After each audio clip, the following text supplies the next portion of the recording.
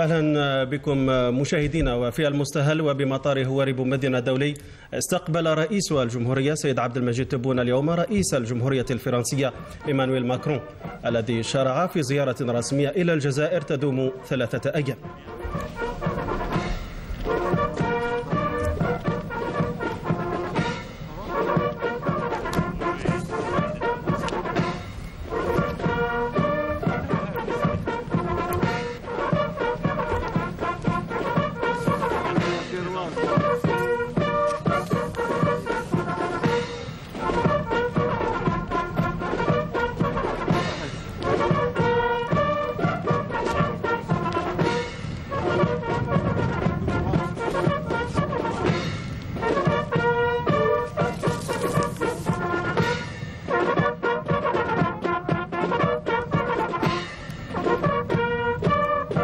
السيد الرئيس رفقة ضيف الجزائر، وقبل استماعهما للنشيدين الوطنيين لكلا البلدين أخذ صورة تذكارية أمام الصحافة الوطنية والدولية.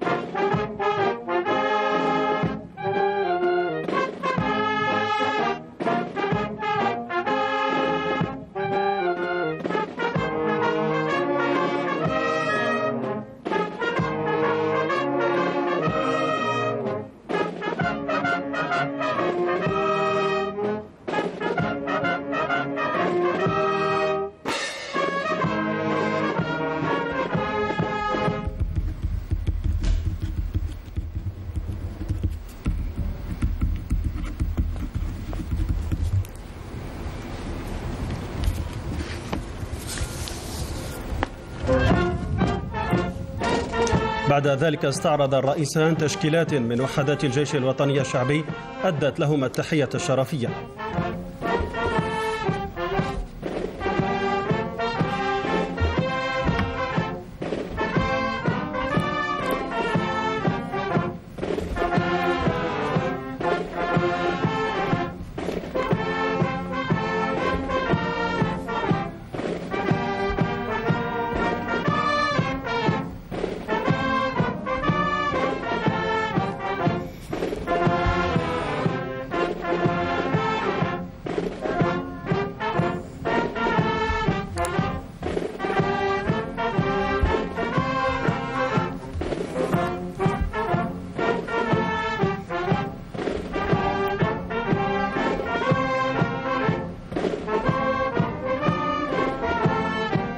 ليصافح بعدها السيد رئيس الجمهورية الوفد المرافق للرئيس الفرنسي.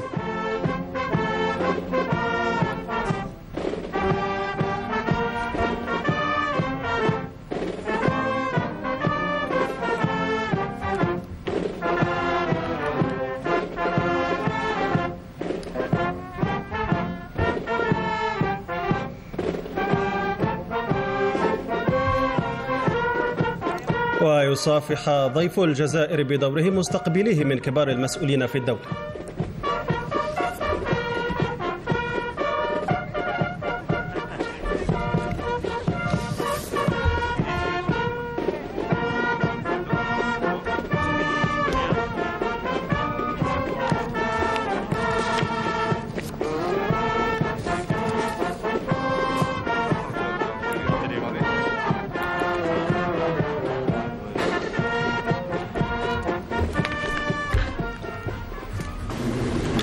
وبالقاعة الشرفية الرئاسية للمطار استقبل السيد رئيس الجمهورية نظيره الفرنسي، وذلك بحضور وفدي البلدين من كبار المسؤولين في الدولتين.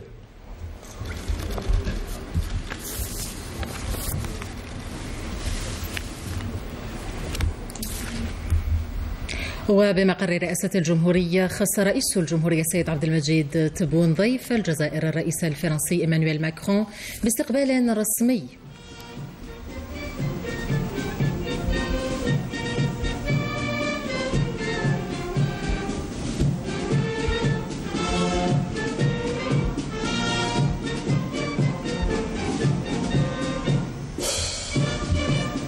الرئيس الفرنسي استعرض بالمناسبة تشكيلات من الحرس الجمهوري أدت له التحية الشرفية.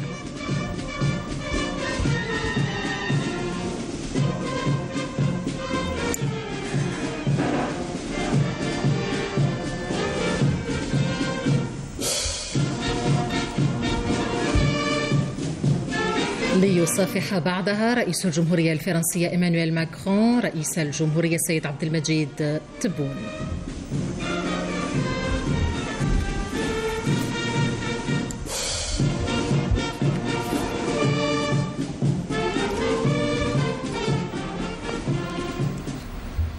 وبمقر رئاسة الجمهورية دائما تحدث رئيس الجمهورية السيد عبد المجيد تبون على انفراد مع نظيره الفرنسي إيمانويل ماكرون.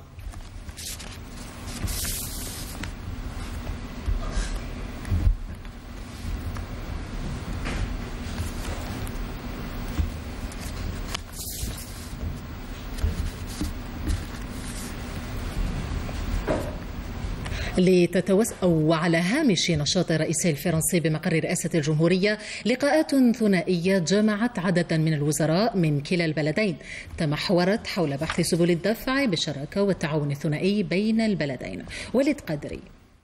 لقاءات ثنائية جمعت بين عدد من وزراء حكومتي البلدين لبحث سبل تعاون جديدة في عديد المجالات.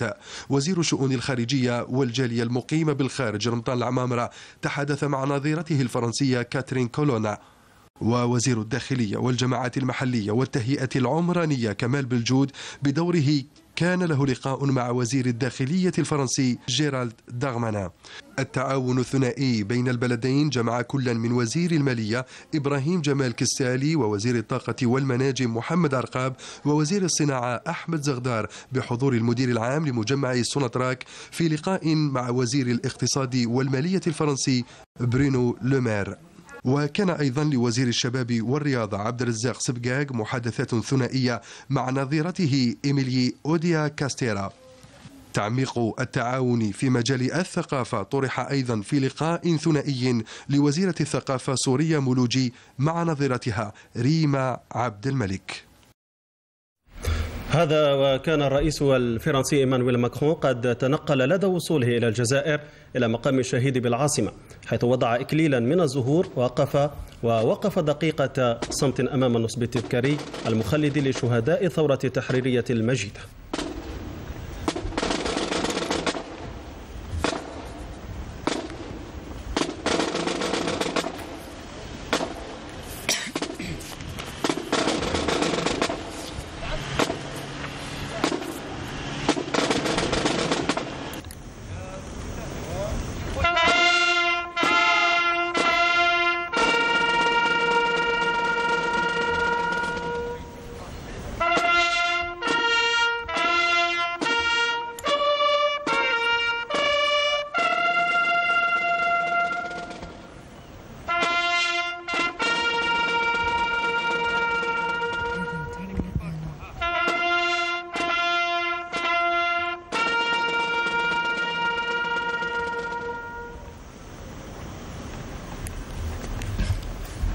الرئيس الفرنسي الذي كان مرفوقا بوزير الشؤون الخارجية والجالية الوطنية بالخارج رمضان العمامرة ألقى بالمناسبة نظرة على الواجهة البحرية للعاصمة الجزائر جوهرة البحر.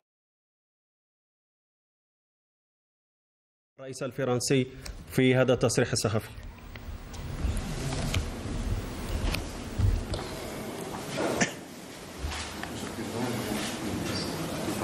Ah oui. Très bien.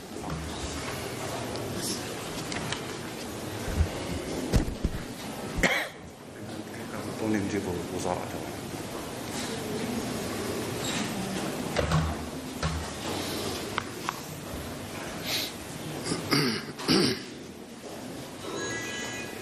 بس. بسم الله الرحمن الرحيم. فخامة الرئيس رئيس الجمهورية الفرنسية إيمانويل ماكرون، يسعدني أن أعبر لكم عن ترحيبي والوفد المرافق لكم في إطار زيارتكم التي تقومون بها إلى الجزائر، والتي نتمنى أن تفتح آفاقا جديدة لعلاقات الشراكة والتعاون بين الجزائر وفرنسا. إن المحادثات البناءة التي أجريناها اليوم بالصراحة المعهودة تنم على مدى خصوصية العلاقات بين بلدينا وعمقها وتشعبها، كونها تشمل جميع المجالات انطلاقا من الذاكرة مرورا بالتعاون التقني والاقتصادي ووصولا إلى الحوار والتنسيق إزاء القضايا الإقليمية والدولية ذات الاهتمام المشترك.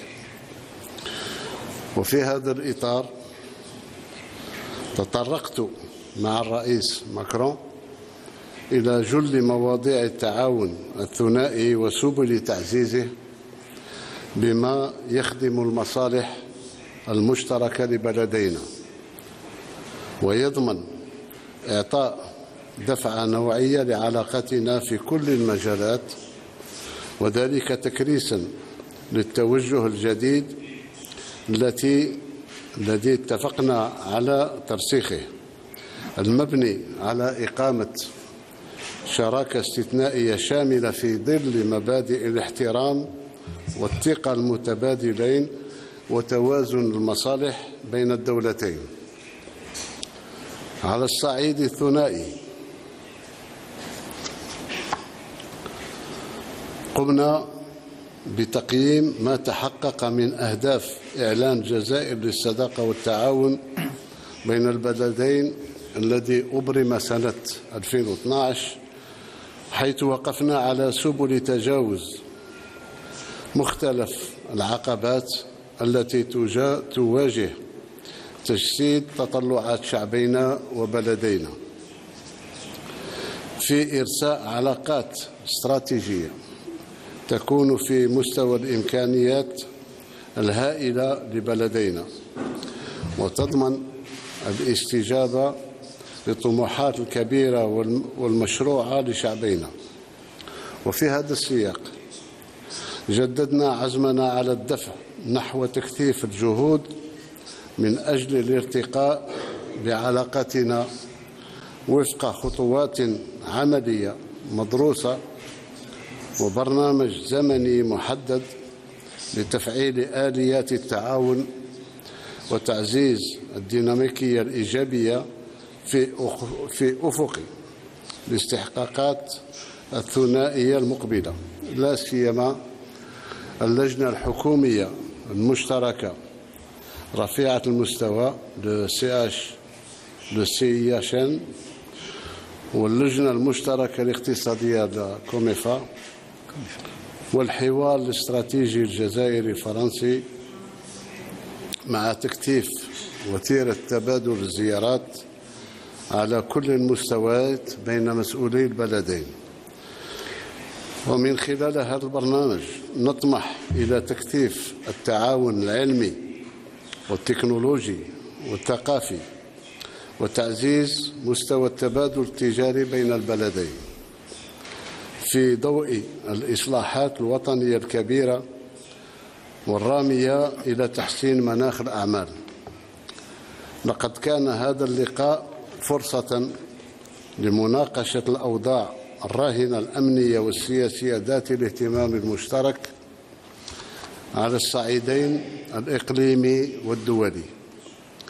تبادلنا خلاله من جهة وجهات النظر حول عديد القضايا الهامة بالنسبة للبلدين، خصوصا الوضع في ليبيا ومالي ومنطقة الساحل والصحراء الغربية التي تستدعي تضافر الجهود من أجل تحقيق الاستقرار في المنطقة.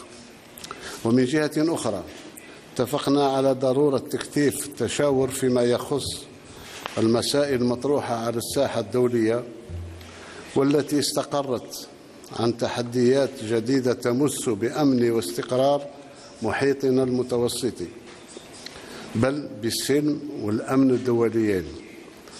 إن الواقع الدولي الراهن والصعوبات الناجمة عنه يتطلب من كلا البلدين العمل سويا على الصعيدين الثنائي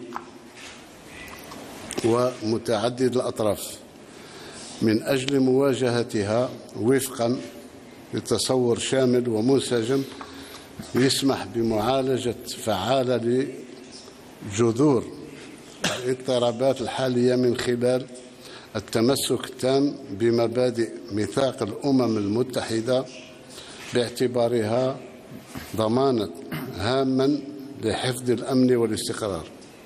وفي الأخير لا يسعني إلا أن أثمن النتائج المسجلة لزيارتكم إلى الجزائر التي مكنت الطرفين من إجراء تقييم شامل لمستوى التعاون بين بلدينا ورسم آفاق واعدة للرقي بالشراكة الاستثنائية التي تجمعنا.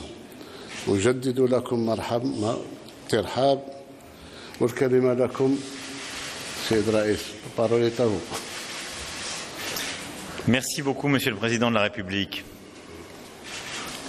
Mesdames et Messieurs les ministres, Messieurs les ambassadeurs, Mesdames, Messieurs, c'est une joie et un honneur pour nous d'être reçus à Alger, d'être à vos côtés aujourd'hui et demain, puis de pouvoir nous rendre à Oran dans le cadre de cette visite de travail et d'amitié. Permettez-moi, Monsieur le Président, de commencer en exprimant les condoléances du peuple français, de la France, au peuple algérien, à vous-même, après les décès qui sont survenus ces dernières semaines et qui sont liés aux incendies que vous avez subis.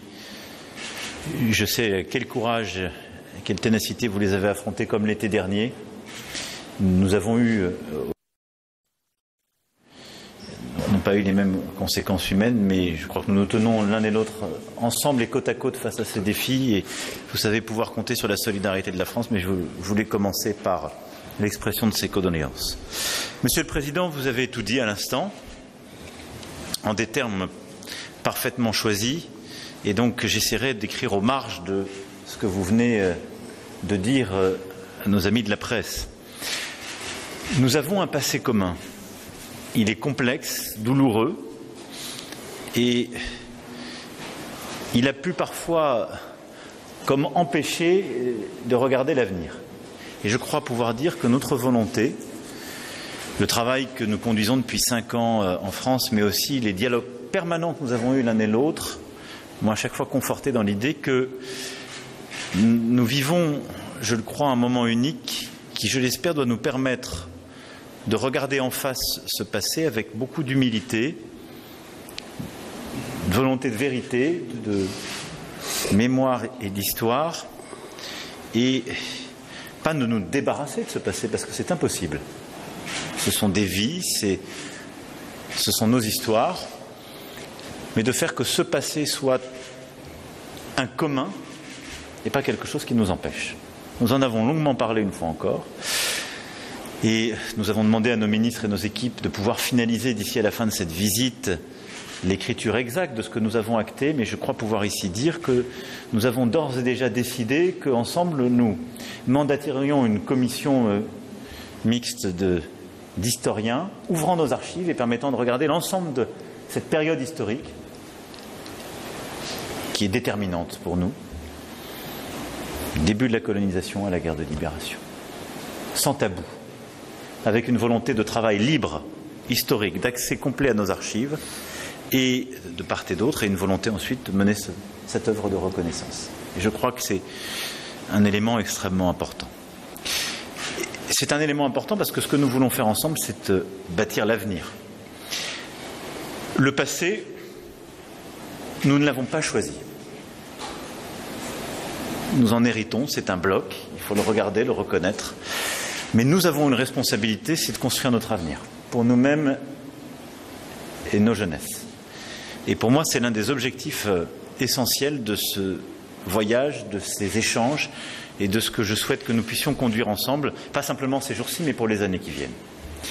Et bâtir l'avenir, c'est décider de regarder ensemble nos défis et de tout faire pour apporter ensemble les réponses pour que nous aidions la jeunesse algérienne, la jeunesse française à réussir. Nos jeunesses chacune dans leur pays, nos jeunesses de part et d'autre quand elles décident d'embrasser les deux rives de la Méditerranée, nos jeunesses quand elles sont binationales ou héritières aussi de cette histoire, quelle qu'en soit la forme. Sur la question des mobilités et de la circulation, nous avons pris des décisions, là aussi, et nous allons ensemble travailler pour pouvoir traiter les sujets plus sensibles de sécurité, mais qui ne doivent pas empêcher de développer et de déployer une mobilité choisie pour nos artistes, nos sportifs, nos entrepreneurs, nos universitaires, nos scientifiques, nos associatifs, nos responsables politiques, permettant justement d'une rive l'autre de la Méditerranée de bâtir davantage de projets communs. Et ce pacte nouveau pour nos jeunesses, c'est celui que j'essaierai à vos côtés de développer durant ces 2 jours et celui que je veux que nous puissions bâtir sur les questions d'économie, d'innovation, de recherche, de culture, de sport, entre justement nos jeunesses, nos talents, y compris quand ces talents sont partagés. Ce faisant, plusieurs éléments seront au cœur de nos travaux. D'abord, donc, clarifier, simplifier notre cadre de mobilité l'un et l'autre, et je crois que nous avons dessiné des lignes claires. Avancer sur les travaux sur notre industrie, notre recherche, nos hydrocarbures, nos métaux rares. Et pouvoir avancer sur des sujets d'innovation que nos jeunesses aspirent à défricher, sur lesquels nous souhaitons aller plus vite et plus fort. Je ne serai pas exclusif, j'en vois au moins 2. Le premier, c'est le numérique. Le deuxième, c'est la création cinématographique. Le numérique, parce que nos jeunesses s'aspirent à ces métiers. Vous avez énormément de talents, nous en avons aussi. Beaucoup de nos binationaux ont ces talents.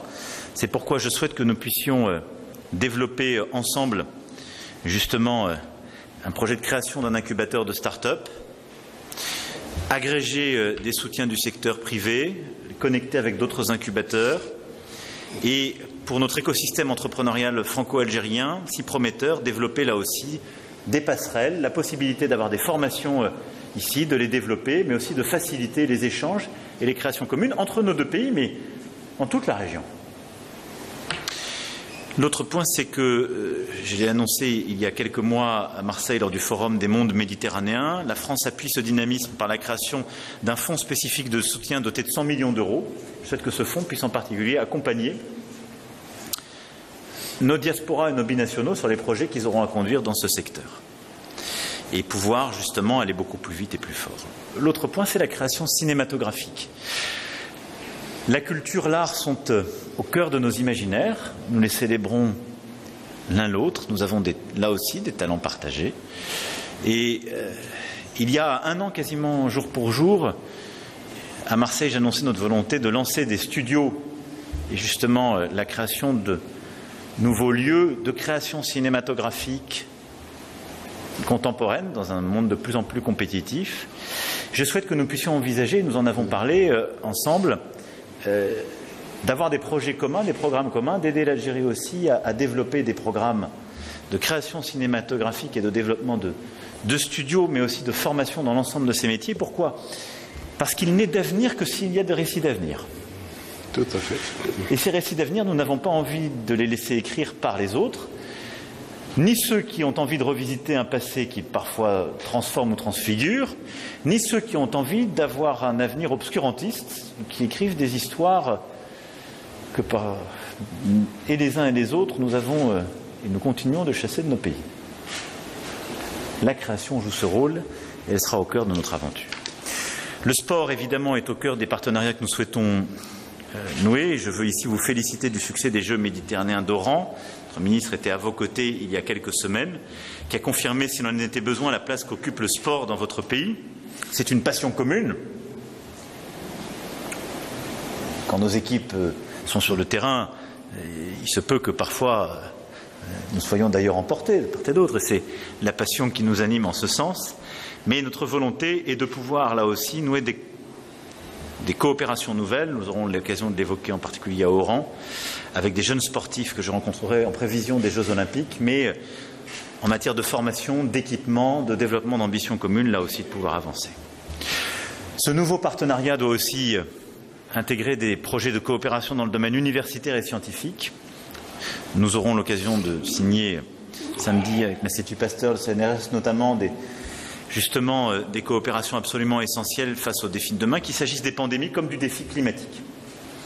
Et je voudrais aussi insister sur ce point. Je pense que ce partenariat nouveau doit nous permettre de bâtir sur le plan scientifique et diplomatique des initiatives communes pour œuvrer à un agenda justement en faveur de la lutte contre le dérèglement climatique et pour la biodiversité, parce que nous avons ce trésor commun en partage qu'est la mer Méditerranée et une volonté affirmée et déjà exprimée par nos diplomaties de protéger mieux cet espace commun, mais aussi d'y associer notre jeunesse, d'engager, d'encourager la recherche et de pouvoir développer les coopérations nécessaires en la matière. Voilà quelques-uns des axes sur lesquels je voulais insister. Ils seront évidemment plus nombreux, mais de la coopération bilatérale et de ce nouveau partenariat d'avenir que nous pouvons nouer, parce que nous avons aussi décidé de regarder notre passé main dans la main avec un devoir de vérité et une volonté d'installer cette commission. Le Président a parlé, et je serai très rapide pour conclure, des autres chantiers, de la stabilité régionale aux questions internationales. Les crises et les tensions régionales sont malheureusement trop nombreuses. Le Sahel et le Mali sont évidemment dans les priorités de nos deux pays. Et je tiens d'ailleurs à saluer, cher Président, votre implication dans le suivi du respect de l'accord pour la paix et la réconciliation au Mali signé ici à Alger. Et cette visite doit être aussi l'occasion de renforcer notre coopération à cet égard, aussi dans la lutte contre le terrorisme, en particulier dans le cadre de ces coopérations régionales. Et je terminerai mon propos en évoquant l'Ukraine, dont nous avons parlé, nous continuerons de parler avec le président Tebboune. L'Ukraine qui voit sa souveraineté violée et son territoire occupé par une puissance impériale qui mène contre elle une guerre d'agression. Et je sais l'attachement de l'Algérie au respect des États et de leur souveraineté. C'est pourquoi mettre fin à la guerre en Ukraine doit être une cause commune. Cette crise, l'ensemble des crises qui sont le fruit de cette guerre lancée par la Russie, qu'il s'agisse de crises humanitaires, diplomatiques, alimentaire, énergétique, déstabilise profondément l'ensemble de la planète et tout particulièrement le continent africain, faisant courir des risques de pénurie. Et je crois que notre responsabilité est aussi de les traiter ensemble. Voici quelques-uns des axes que je souhaitais ici développer, mais en m'inscrivant dans le droit fil de ce que le Président mentionnait. Surtout, nous allons continuer d'échanger, de travailler, nos ministres aussi. La visite se poursuivra demain et après-demain. Mais je veux voir dans ce moment et dans ce que nous avons décidé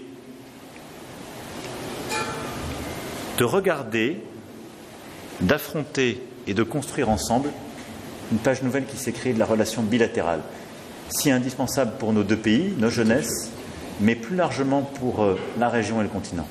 Et donc je veux vous remercier, Président, pour votre amitié, votre franchise et surtout pour l'ambition partagée. Merci beaucoup.